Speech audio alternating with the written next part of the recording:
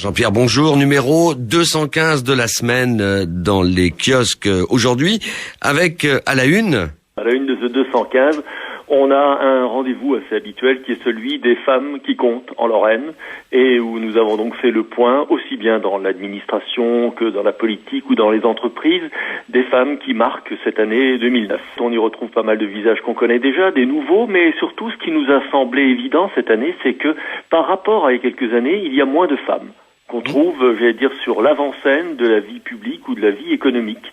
Et donc on a essayé de savoir un peu plus précisément, on a fait un point notamment dans la région Messine et on s'est rendu compte qu'un des grands metteurs en orbite de femmes, un des lanceurs de carrière de femmes, qui était Jean-Marie Roche, il a disparu et depuis qu'il n'est plus là, et toute une série de postes qui étaient occupés il y a quelques années par des femmes, que ce soit au théâtre, à l'Arsenal, au secrétariat général de la mairie, à la direction de cabinet, sont occupés par des hommes. On fait le tour, aussi bien à Metz qu'à Nancy, à Luxembourg et à Forbach, de ces femmes qui sont actuellement au pouvoir. À Metz, l'UEM et puis cette conférence qui a eu lieu sur la biomasse.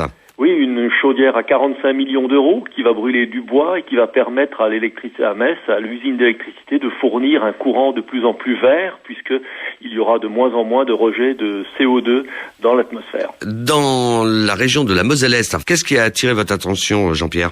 C'est la deuxième bataille de Baudrecourt. On parle du TGVS. Vous savez qu'on parle en ce moment beaucoup de la deuxième partie de la ligne vers Strasbourg, mais qu'il ne faudrait pas oublier que cette même ligne doit permettre aussi de relier Paris à Francfort via Forbach et Sarrebruck.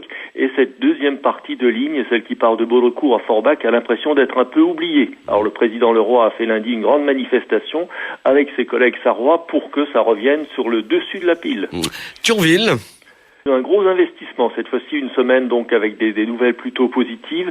C'est Bernard Serin, CEMI, l'entreprise de Bernard Serin, qui investit dans son usine à proximité de Thionville pour créer des chaudières pour le nucléaire. Alors il y a quelques minutes nous parlions université, vous en parlez également mais du côté de Nancy. Oui, du côté de Nancy et du côté des hommes de façon plus générale parce que nous avons décidé de faire le tour au cours des prochaines semaines des têtes de l'université, c'est-à-dire des gens qui ne sont pas forcément des présidents, mais quelques-uns des professeurs les plus significatifs et par leur histoire et par leur enseignement. Et on commence cette semaine à Nancy.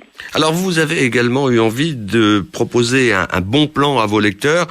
Qui a eu l'honneur de ce bon plan cette semaine ? Eh bien, c'est un directeur d'entreprise, un chef d'entreprise de Forbach, qui est aussi le patron du World Trade Center sur le Technopôle à Metz, et qui nous raconte, ça s'appelle l'itinéraire d'un sale gosse, qui nous raconte un peu comment un garçon, dans une famille, peut à un moment donné résister à un certain nombre de choses qu'on lui propose de faire, de destins qui semblent déjà écrits, pour ensuite se créer son histoire à lui.